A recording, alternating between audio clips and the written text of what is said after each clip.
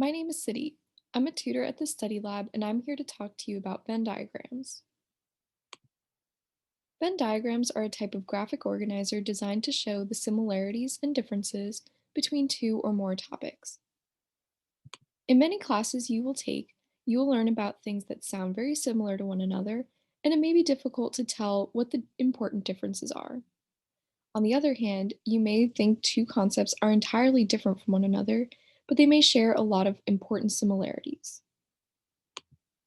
Here's an example of how we can use a Venn diagram to tell the differences between very similar concepts. In psychology, you will learn about the biopsychosocial approach to diagnosing physical and mental illnesses. This approach allows psychologists to look at the biological, psychological, and social factors that can cause illness. However, there are instances where these factors can be mixed up because they may seem similar and overlap with one another. A Venn diagram allows us to classify the distinct differences as well as the similarities between these concepts. Some biological factors include physical health, disability, and genetics. Psychological factors include beliefs, attitudes, self esteem, coping skills, and social skills. Social factors include the influence of peers, family circumstances, and work.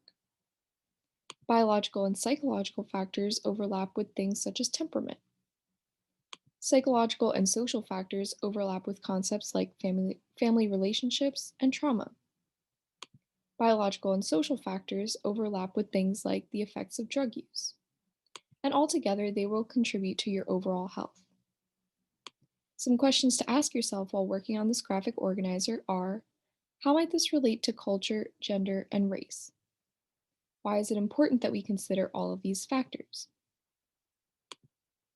Here's an example of how we can use a Venn diagram to tell the similarities between seemingly different concepts. In biology and biochemistry, you will learn about the major macromolecules: carbohydrates, lipids, proteins, and nucleic acids. They are often talked about separately, and they tend to sound very different from one another. However, by using a Venn diagram, we can recall their similarities as well as their differences. This diagram has been left blank for you to fill out on your own. Additionally, this diagram doesn't include nucleic acids, so we can always think about how that could fit in as well. Some questions to ask yourself while you're working on this graphic organizer are: what are some pathways that use more than one of these macromolecules? Why is it important that we have macromolecules that can serve similar functions?